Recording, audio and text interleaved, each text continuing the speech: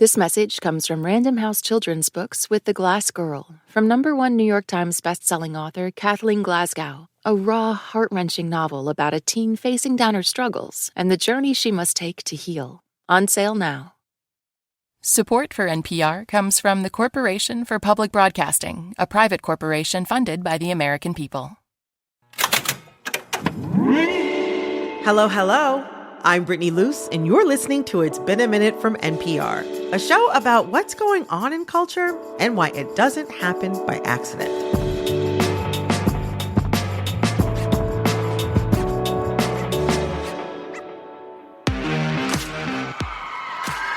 For the past 8 weeks, I have been bringing the SMACKDOwn, a debate series, to American cities all across the country to find out what are the most influential things and the most important people that come from those places.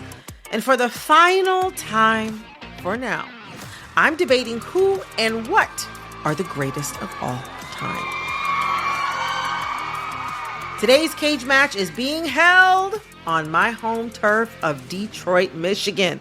This is my homecoming of sorts. And our debaters this week are member station WDET's Tia Graham, co-host of The Metro, and Carrie Jr., a producer for WDET's Created Equal. Tia, Carrie, did y'all get everything ready for my homecoming party? You know, we're still working on it. How about that? I got the memo. I've got some Detroit-style pizza. We got it all ready for you. Yes. Well, let me tell you, Beyonce's homecoming has absolutely nothing on my homecoming. Yes. Because for my homecoming, we're debating 2 categories. We'll each select a contender for each category. That includes me. And we'll make our argument for our contender. That also includes me. And then a select jury of NPR culture critics will decide who made the best argument. The first category, what is the most influential thing from our area? We're talking anything that originated or has roots in Detroit, Michigan. That's our first category. I have so many different things that I want to talk about. You don't want to give Carrie a window into what you're thinking. I was like, go ahead, spill the tea, Tia. Spill the tea, Tia, huh? All right. Well, on to our second category. Who is the most important person that comes from our area? I love saying that. You decide and make your case. There will be winners. There will be losers. There will be surprises. I just want to say, y'all have, all these boots on the ground, okay? You have all these resources at your fingertips. I hope you use them, because I would hate to see me winning if y'all are right there. That's all I want to say. Carrie, if one of us out of the 2 of us don't win, it's embarrassing. Because I'm from Farmington Hills, and you don't want that. We got to hold it down. We got to hold it down. Tia and Carrie know the rules. They know the stakes. And I gave them 2 weeks to scour the archives, call their sources, and decide what are the best things to come from Detroit, Michigan.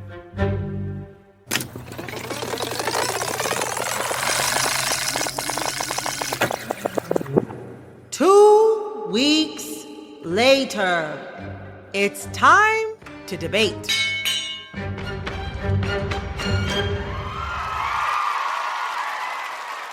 Without further ado, our first category. What is the most influential thing to come from Detroit, Michigan? Tia, you are up first. Brittany. What I have chosen is techno music. It's a good one. That's a good one. Hey, I told you I was coming in hot. I'm coming in hot. So, it's the foundation of electronic music. And while some might associate it with German club kids, I have to set the record straight right now. Techno, it's all Detroit, baby. Say that. It began with 3 80s teens hanging out in the basement in the Detroit suburbs. Their names were Derek May, Kevin Sanderson, and Juan Atkins. And these kids were obsessed with music. And together they listened to the radio, and they would often listen to the electrifying Mojo. Yes! That electrifying Mojo loves you so.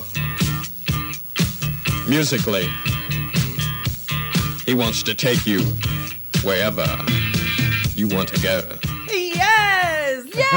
Yes. The electrifying Mojo, if you're from the city, you know that he was the curator of music for so many teens. Music is now re-emerging as one. The mothership is on the way. What was so beautiful about his show and about him is that the format was real loose. I mean, it was only 3 FM stations, so it's like they didn't care what was being played because they didn't think nobody was listening. But, you know, they had a whole city. Atkins and his friends were inspired by all that Mojo was playing, and they started to try to blend their own music. And with the sounds of Kraftwerk echoing in their heads, Atkins and his 2 friends started playing with his electronic beat machine. So they started to have beeps and different computer sounds that were being added, giving it this futuristic feel, this outer worldly feel. And Atkins, he was like, hey, this is pretty good. I think I like this. Mojo would go off the radio at 4 o'clock in the morning. And I would wait at this delicatessen that he would go to after he finished. And I said, well, I've got some music. You got to hear it. It's my friend. His music is really good. You're going to like. It was Juan Atkins' music that I was trying to get to Mojo. He put techno on the radio in Detroit for the first time.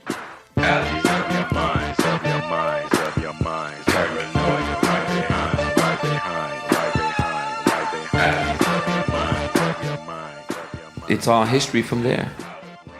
Atkins goes on to perform under different stage names, but he's asked what kind of music he plays. He tells them techno. And now that he has this larger platform, word catches on. It's starting to pop up in underground shows. You're starting to see it all over in clubs and warehouses with these giant speakers blasting this amazing music to hundreds of teens. They're pouring sweat. They're breaking it down. They're popping and locking. And these parties will go all night long.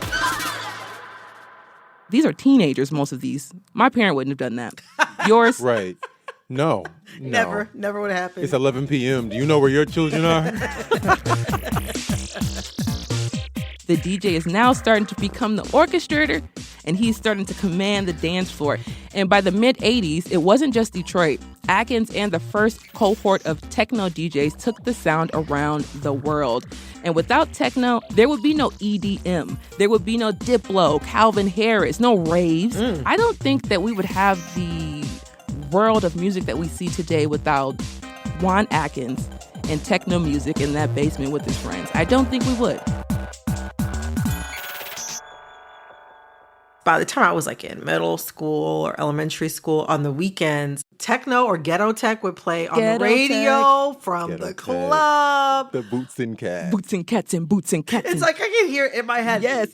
Boots and cats. In hindsight, it sounded so ahead of its time, but it was also the kind of music that played on the radio all the time, because that was not the case a lot of other places. So I respect your choice, Tia, and I think you did a great job. You came in swinging, but I think the gloves are going to come off. Oh.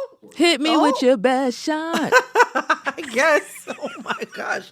Carrie, you got a lot of cash talk right now. Okay, I'm just saying, you're talking a lot. You're talking a lot right now. I love to hear from you. What do you think is the most influential thing from Detroit? So my pick for the most influential thing is something that's healing, something that's delicious, and something that's historic. I first encountered this thing as a kid.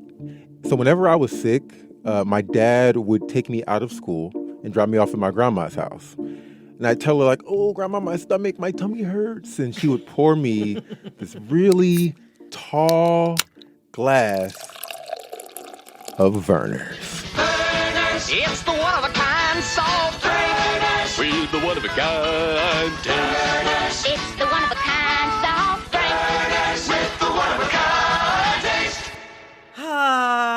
Yeah. I keep cans of Werner's in my apartment all of the time. Even if I have to physically drive them in, I have Werner's at my home always. So for most of America who might not know what Werner's is, and they should know what Werner's is, it's basically a ginger ale, and it's credited as one of America's oldest surviving soft drinks, and it's definitely our longest surviving ginger ale brand.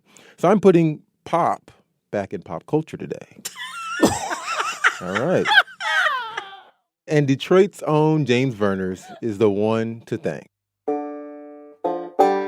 So, according to the legend, the story begins back in early 1860s. A young Werner was working in a drugstore in Detroit. He was experimenting with elixirs, trying to find a stomach-calming drink reminiscent of an Irish ginger ale. He mixed together tonics, vanilla, spices, ginger, and he stored the concoction in an oak cask. And then he goes off to fight in the Civil War. They scout, they fight, they battle, but his unit is perhaps best known for capturing the fleeing leader of the Confederacy, Jefferson Davis. Wait, so he then came home and made burners? Bam. Werner returned to Detroit, and he allegedly reunites with that fated oak barrel 4 years later. He opens it and pours himself a drink, and he finds it transformed. It was delicious, zesty, and gingery, and after all those years, while he was off at war, the wood had given that elixir some extra Now, at least that's how the company legend goes. But regardless, around 1880, he started selling Vernors to the public. Back then, pop was considered a healthy choice, and pops were served up to combat fever, scurvy, dysentery, and vomiting. So I think Vernors is a great choice because it's tasty. And it's about time we gave an OG its proper due, all right? So let's give it up one time for Vernors. We all drink it, we all know it, and we all love it. Yes, really cool choice. Very yes, I love a Boston Cooler, Boom. which is made with Vernors. Shout out to Boston Coolers. And, you know, I still don't think it's better than Techno, but go ahead. Oh. I figured you felt that way, but it's okay to be wrong sometimes. It is okay to be wrong, Carrie. It's okay, Carrie. How does it feel to know you're wrong, though? How does it feel to be number 2 right now? Well. Okay, I hate to have to step in between y'all, but you know, a real competitor has entered the arena. Okay. Okay. My choice is something a little more elemental. Okay. Scratch his chin. Carrie, Tia, are y'all on the east or west side of Detroit right now? We're on the west side. How did you know which side you were on? I get what she's doing. This is really good, Brittany. Freak it. Okay, so Woodward. once you cross over Woodward, it's east or west. So Woodward Right. kind of demarks which side you're on for me. Okay. Well, I mean, my pick for the most influential cultural object from Detroit is the Woodward Avenue. And for me, it's personal. Let me take you back to 1992. Okay. I was 4 years old, and my parents loaded me and my sisters into the back of my mom's Ford Taurus. And I remember Shanice, I Love Your Smile was playing on the radio.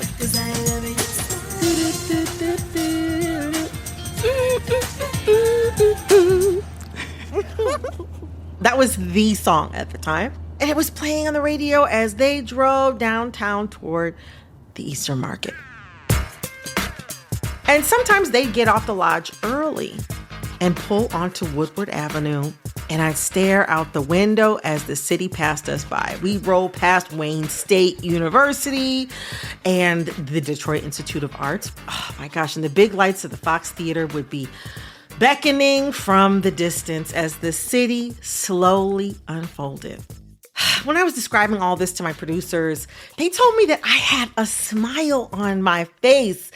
And I bet I had the same smile on my face as a little girl riding along with my family down good old M1. Fun fact, it's actually the first paved road in America. This happened back in 1909. And in the 1950s and 1960s, it was the backbone of the city's identity as the Motor City. Folks would load up in their cars and drive down Woodward Avenue. It was called cruising, just casually driving for the sake of driving and showing off your automobile.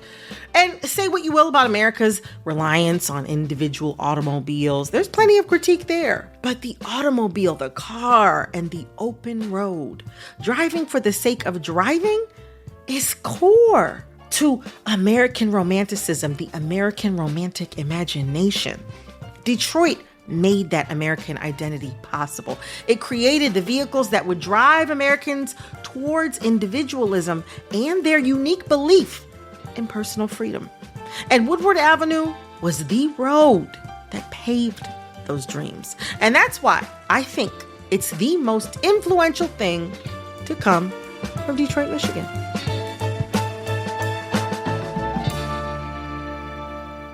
Y'all didn't get to work today on dirt roads, did you? I don't even have much of an argument after this. I'm just like, God, dog it. That's a good one. My goodness. That's a good one. That's a good one. As soon as you said Woodward, I said that was one of the first paved roads in the country. It used to be a Native American trail and then turned into a paved road. But we need more public transit and trains. Now that's true. All right.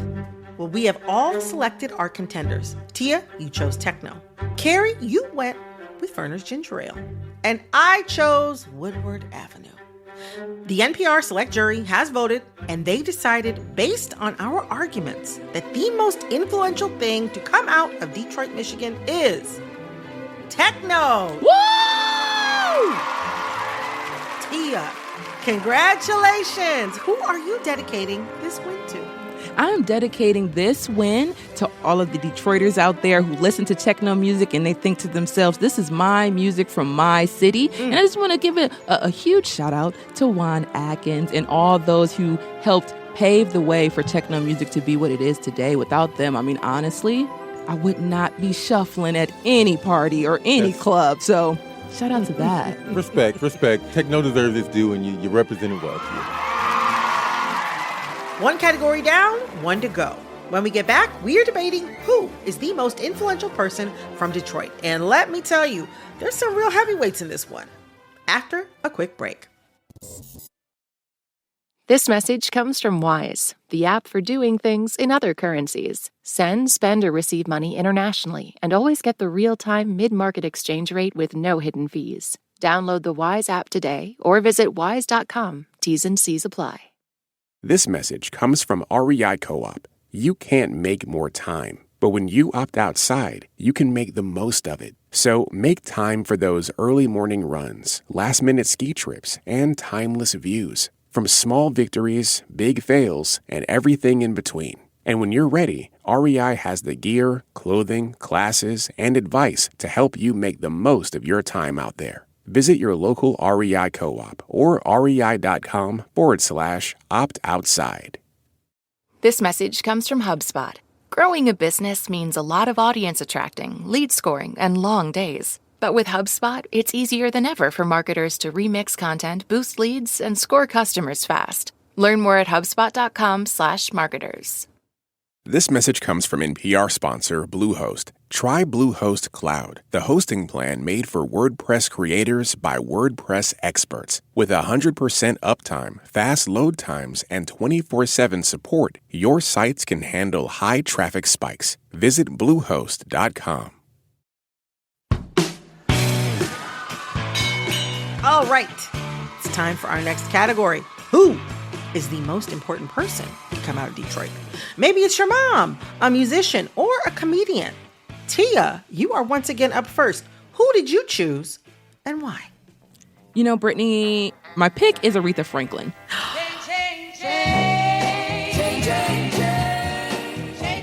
Classic. Yeah. The voice of a generation, the 18 times over Grammy winner, National Medal of Arts, and Presidential Medal of Freedom recipient, and maybe the most influential singer ever. She was a cover queen. She'd sing your song, and then all of a sudden it wasn't yours anymore. That's fact. One of my favorite tracks by her, Say a Little Prayer. Not her original song, didn't know, but she made it hers.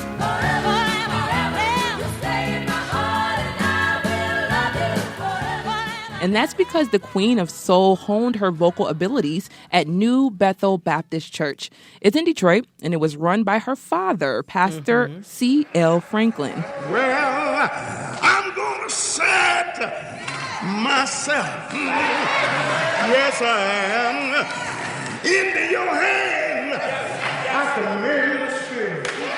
And lucky for Aretha, his church was famous for its choir.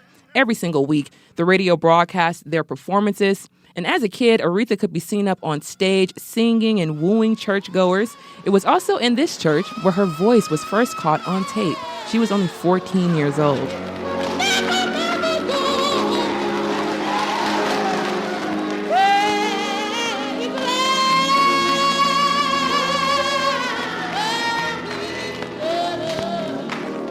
Aretha watched as activists in the civil rights movement battled against discrimination, and Aretha decided to lend her voice to them, and her church, the New Bethel Baptist Church, became the center of the civil rights movement in Detroit.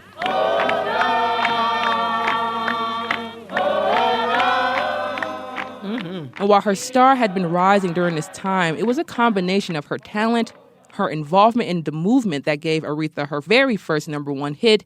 Do you know what that song is? Do you know what song I'm talking about? Respect. R-E-S-P-E-C-T. R-E-S-P-E-C-T, find out what it means to me. R-E-S-P-E-C-T, take out T-C-B. Respect became one of the battle cries of the civil rights movement, and it took on monumental significance. It solidified her position as one of the greatest voices of the generation. Rolling Stone even named her the best singer of all time. Dr. King himself, who she toured with, presented her with a special award for her contributions to the civil rights movement. So I think the choice is very clear to me because of her impact in music, but not just music, but the culture. Aretha Franklin is the best and the most influential voice out of the city of Detroit, period. Another strong pick. Another strong pick. Tia, that is an excellent contender for most influential person from Detroit. I mean, I think for many people, when they think of Detroit, they think of Aretha Franklin. So that's a good one. But it's my turn now. I think that the most influential person to come from Detroit is Maxine Powell. Do you know who she is? Oh, I've heard her name I know, before. I've heard her name before. Well, this is what I'm here for. Oh, no. Well, in Motown's heyday, Maxine Powell was their director of artist development, and she was responsible for turning Motown artists into stars. Everybody walks, but I teach how to glide. My name is Maxine Powell. I am a motivator and an image builder. I teach personal development and self-growth. She worked with everyone from the Temptations and the Supremes to Marvin Gaye. And I teach class. Now, class which one of the groups was the most difficult for you to work with? I don't have that. No one is difficult. Each person is a beautiful, unique human being. You came in the world somebody. So if you have a problem and you're acting negative, you have been conditioned by someone or some environment. And I said to my students, allow me to help you unmask and realize and discover what a beautiful flower you are. Often telling artists that she was preparing them for the White House in Buckingham Palace, which to some of these kids from Detroit may have previously been unthinkable. Because I teach class. And class will turn the heads of kings and queens. She also was quoted as saying, all the Motown acts were diamonds in the rough, and we at Motown were just there to polish them. Picture this, it's 1964, and you just landed a deal with Motown Records. The label exec, Berry Gordy, had found you in the Brewster Douglass housing projects on the east side, and your first job, to meet for 2 hours a day with Maxine, where she teach you everything from how to field a question to how to hold a fork. Pinky out when in doubt. You'd walk into her classroom and float out a different person. Now here they are together on TV for the first time. The Temptations and the Supremes singing a medley of each other's hits. I never met a boy who makes me feel the way that you do. You're all right. Maxine was responsible for matching the sleek Motown sound with a sleek Motown image, sometimes traveling the world with her clients to ensure that that image went off without a hitch. And she would eventually put her clients in front of kings and queens. In 1968, the Supremes would perform for Queen Elizabeth at the London Palladium.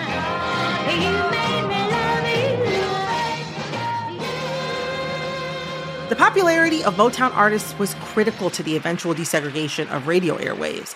The refined sophistication was considered respectable to white audiences, and that sheen was as much about the sound as it was about the presentation. But Maxine's work was also a source of pride and inspiration for Black fans as well, and for generations.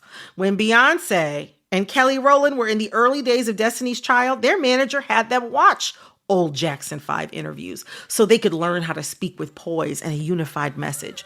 And they watched old Supremes performances to learn from their signature grace and to be wowed by their gorgeous costumes.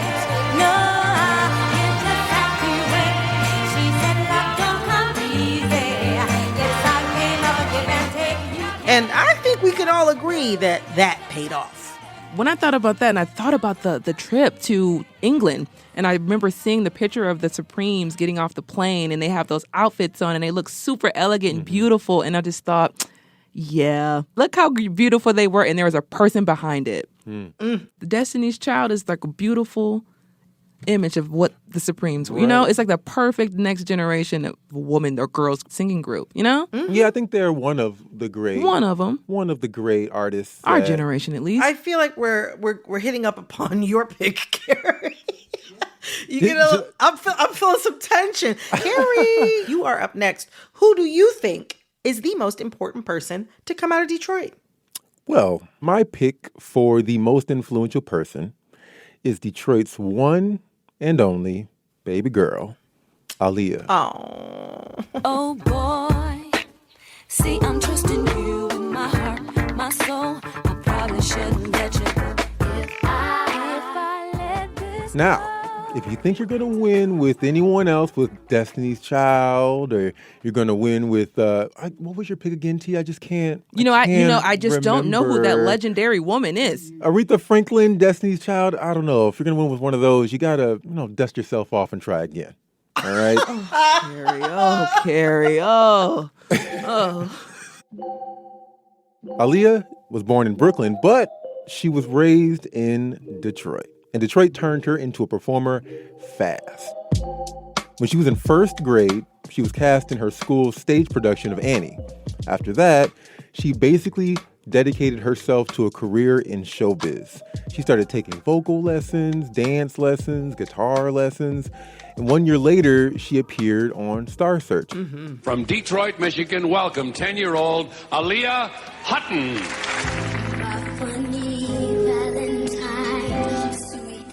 She didn't win that one, but little Miss Aaliyah had a star in her corner rooting for her. That's her uncle.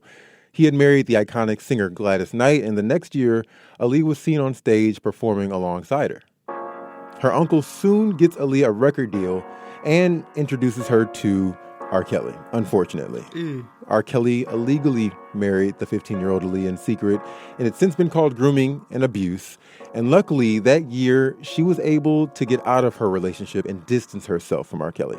But high-profile producers turned her back on her. But however, that brought her to two relatively unknown songwriters, Timbaland and Missy Elliott. I know we know those names.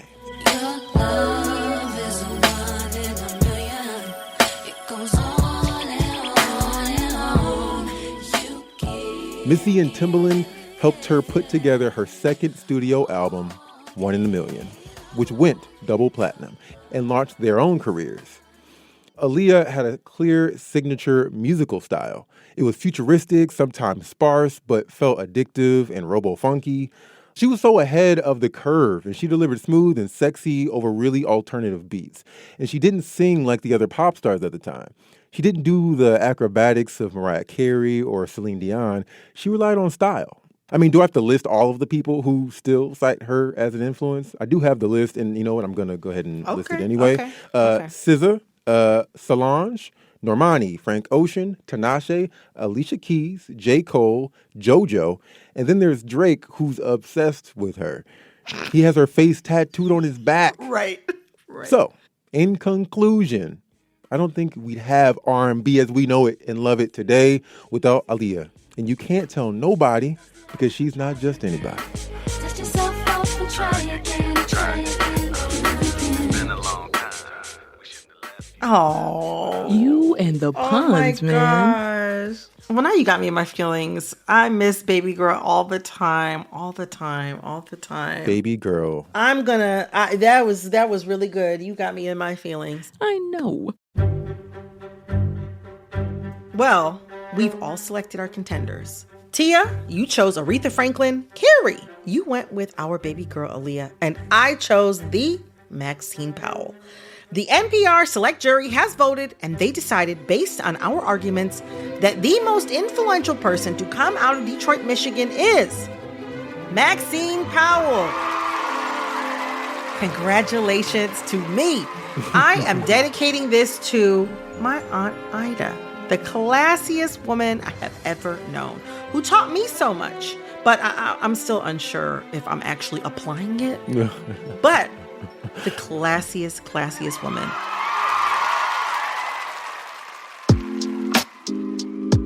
All right, and thus concludes my homecoming SmackDown. Do you think the NPR jury got it right? Let us know who you think should have won by commenting on this episode in the Spotify app or by leaving a review on Apple Podcasts. And Tia, Carrie, it has been such a pleasure talking through the amazing things that have come from our neck of the woods. So thank you.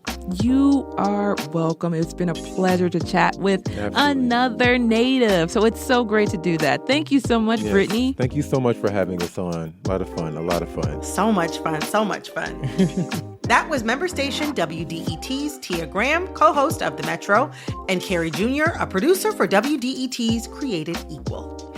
And thank you to all of you listening for coming on the SmackDown journey with me. There were winners. There were losers. But most importantly, there were so many surprises.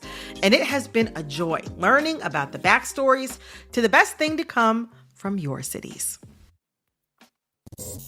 To end this week's show, I wanted to change things up a bit. One of my favorite things in life is my group chat. I love seeing what gets the gang heated, what lights it up. And so that's how I want to end today's show. And I reached out to a few friends and colleagues to see what's lighting their group chats up. That's right, they're going public.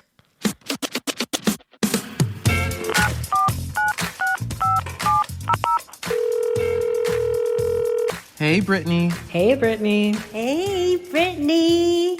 Hey, Brittany. It's your producer, Corey Antonio. And what's been lighting up my group chat today is the passing of legendary soul and gospel singer Cissy Houston. Now, most people probably know her as Whitney Houston's mother, but she also had a prolific career singing background for some of the best, from Chaka Khan to Aretha Franklin.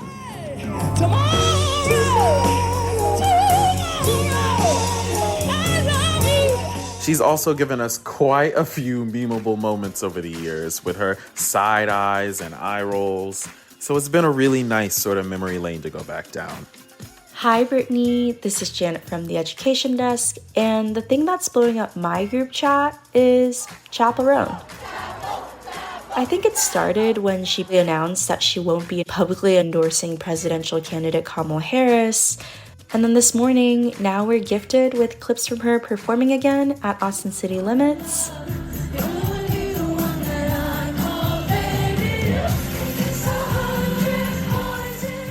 I mean, take care of yourself, go girl. We just want to see you perform and shine again.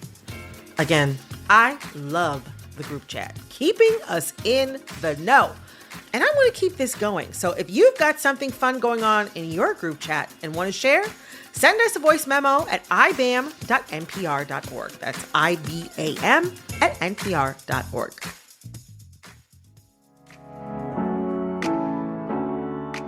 This episode of It's Been a Minute was produced by Barton Girdwood, Alexis Williams, Liam McBain, Corey Antonio Rose. This episode was edited by Jessica Plachek. Our executive producer is Jasmine Romero. Our VP of programming is Yolanda Sanguini. All right, that's all for this episode of It's Been a Minute from NPR.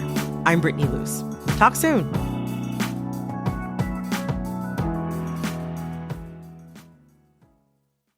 This message comes from Sony Pictures Classics, presenting The Outrun, a life-changing escape into the wild Orkney Islands starring Academy Award nominee Saoirse Ronan. Based on the best-selling memoir by Amy Liptrot, The Outrun is now playing only in theaters.